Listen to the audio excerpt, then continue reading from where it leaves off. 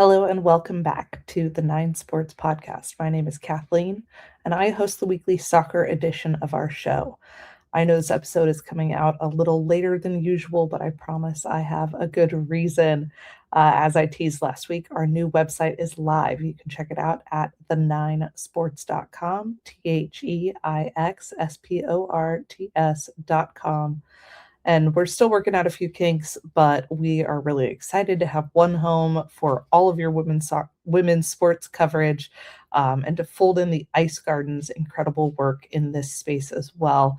If you're not familiar with them, they cover ice hockey and have just done a phenomenal job for several years now. And we are so excited to have them as part of the Nine Sports family now. So you will be able to find all of their work there, everything that you've come to expect from the Nine Sports Daily, which is your daily insiders. And then the next, which was the Nine Basketball, and here at the Nine Soccer. So all of that will now be housed under one website. You can find it all, and this podcast as well. We are just really excited to share this with you. So please enjoy that and send me feedback as we go. On today's show, we are going to focus primarily on previewing the SheBelieves Cup, which starts this Sunday with a pair of matches in Nashville. Then we'll run through the schedule, talk about the roster, and what to expect from the U.S. squad. First up, though, I did want to highlight Annie Peterson's latest work in our number one at the 9, our top story at the 9 this week. Annie talked to Allie Watt back on Media Day, and talked to her about returning home to Denver with a new name, a new role. She got married in the off season, took the name Brazier. So you will see her in a Summit uniform. The Summit off to a maybe surprisingly hot start. They won both their games at Coachella Valley Invitational, so it will be exciting to see where they go from here. But a lot of great thoughts and quotes from Allie in that article about not only returning home to Colorado, but being able to start a franchise from the ground up, and how she sees her role kind of progressing there. So definitely go give that a read. First up for the SheBelieves Cup, Canada will face Colombia to kick off the round-robin tournament. And then the U.S. will play Argentina in Nashville, and then they will all travel to Columbus, Ohio on Wednesday, where the U.S. will play Canada. And it's been a big couple of weeks for those two countries, who met in the gold medal match for both women's and men's hockey at the Olympics this last week. We'll see if Canada can fare a little better here.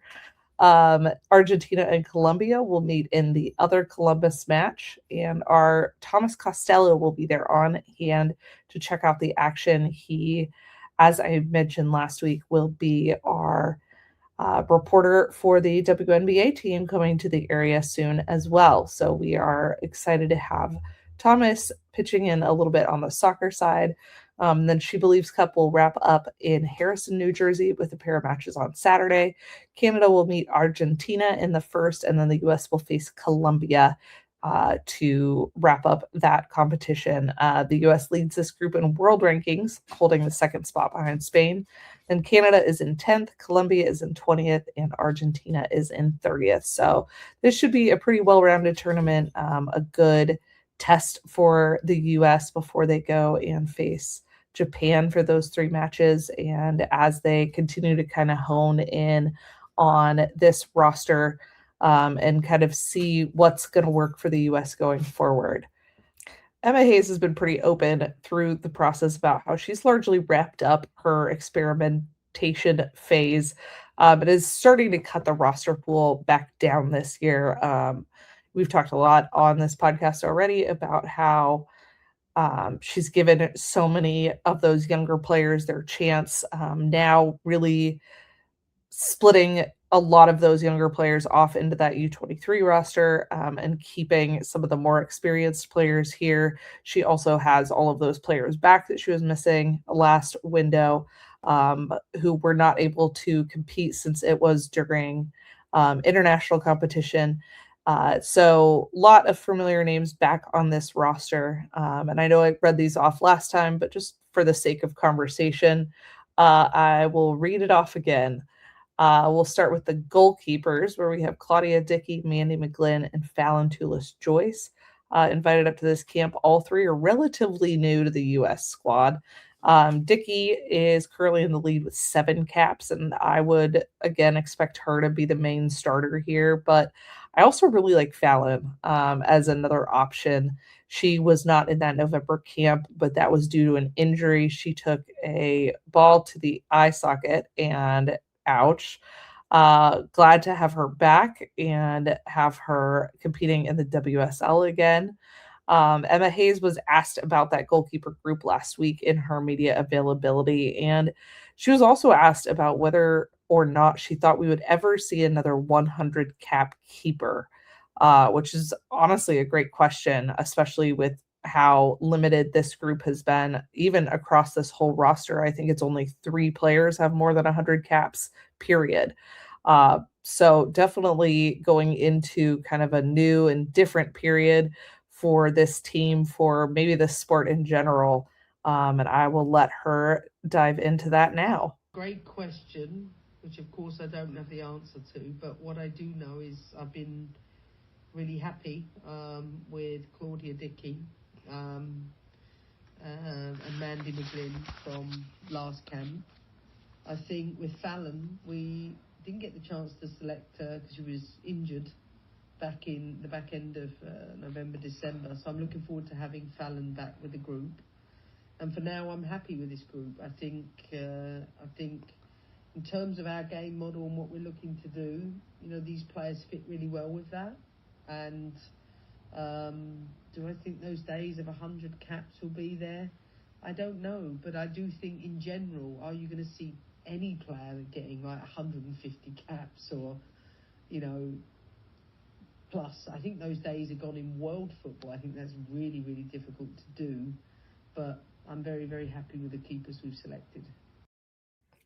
Emma called up 9 defenders, including Jordan Bugg, Emily Fox, Naomi Grima, Lily Reel, Tara Rudd, Emily SheBelieves Sonnet, Giselle Thompson, Kennedy Wesley, and Kate Weisner. Emily Sonnet, of course, leads this group with 113 caps. Emily Fox is second with 71, and Naomi Grima has 50. Nobody else in this group has more than 10, but this still feels like a familiar group. It feels like this group of defenders is kind of starting to form, starting to solidify. And I'm super interested in the continued growth of Kate Weisner, who's one of the team's relative newcomers. She came in in that November, December window, if I remember correctly. If not, it was January. But I'm glad to see her on this roster. Lily Reel is obviously another rising star, and I expect her to get some big minutes here coming off her Rookie of the Year campaign and a NWSL title. Lindsay Heaps leads 8 midfielders with 170 caps. She is joined by Sam Coffey, who is just killing it for Man City this season, as well as Claire Hutton, Riley Jackson, Rose Lavelle, Olivia Moultrie, Jaden Shaw, and Lily Johannes.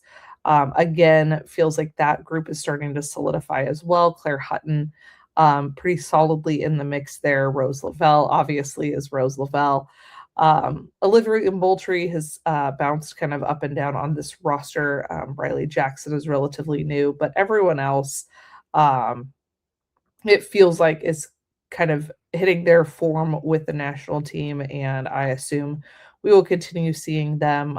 Maybe a little bit of movement in this midfielder group, but I think the biggest movement is going to be in these forwards, depending on who is available. Right now, we have Trinity leading that group with 49 caps. Alyssa Thompson is second with 26. And then Ali Sittner has 15. Emma Sears has 14. Jamise Joseph and Maddie Darlene each have 2. Not a lot of surprises there, but I am excited to watch Jamise a little bit more specifically. And Emma spoke about her as well in that press conference, and she seems really impressed, which I think we kind of all are. It's interesting having her on Chicago. Transparently, I haven't watched a ton of Chicago, but that is a harder place to stand out, just because they have been inconsistent as a team the last couple of years. But we'll see what she can do this NWSL season. We'll see what she can do in this camp. I do really like her and what she's been able to bring to this team so far. So let's see what Emma had to say. Hey, look, honestly, if Kat Macario and Sophia Wilson were fit for selection, they would have been selected as the nines.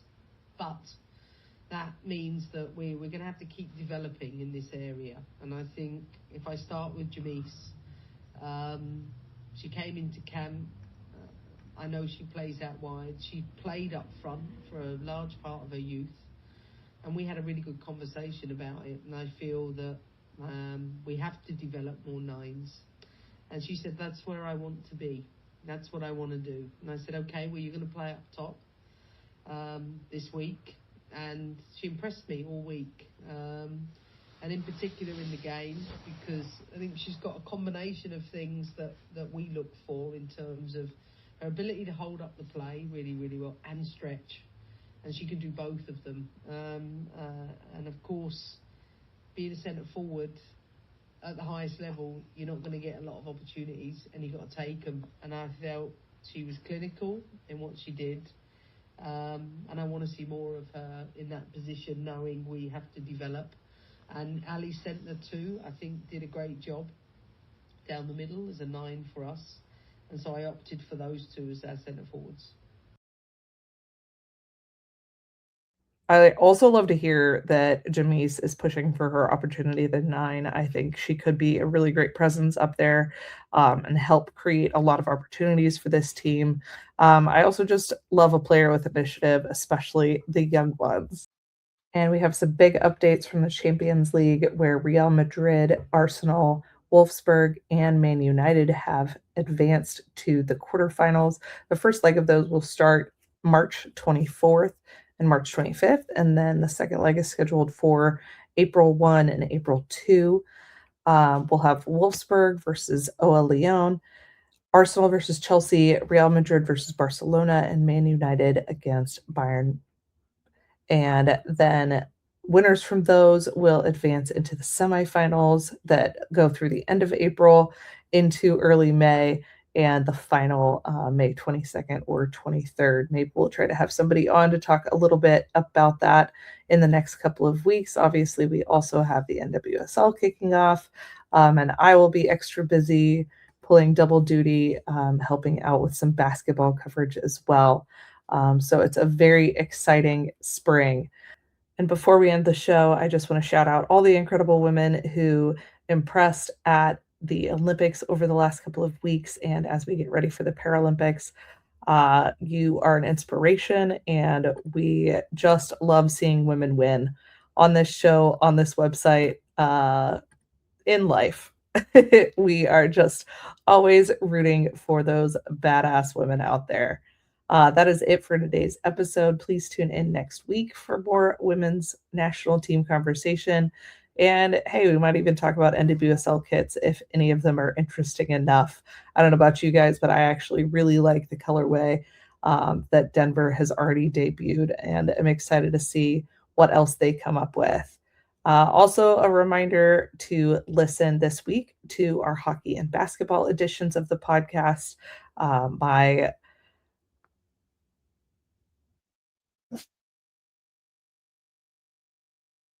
Also, a reminder that you can listen later in the week to our hockey and basketball editions of the podcast. My other hosts, Maya Smith on the hockey side, and then Howard and Jackie on the basketball side, do such a great job bringing you all the updates. I'm sure there will be a lot more Olympic talk on the hockey show. And we are still waiting on that CBA on the WNBA side. So they will have tons of updates for you, I'm sure, this week. And make sure to check out Women's Sports Daily. That is your 5-minute rundown of all the biggest headlines in women's sports. That airs every weekday morning, and that is on a separate feed, but it should be anywhere you listen to your podcast. You can search Women's Sports Daily and add that into your daily routine. Thank you again for listening, and I will see you soon.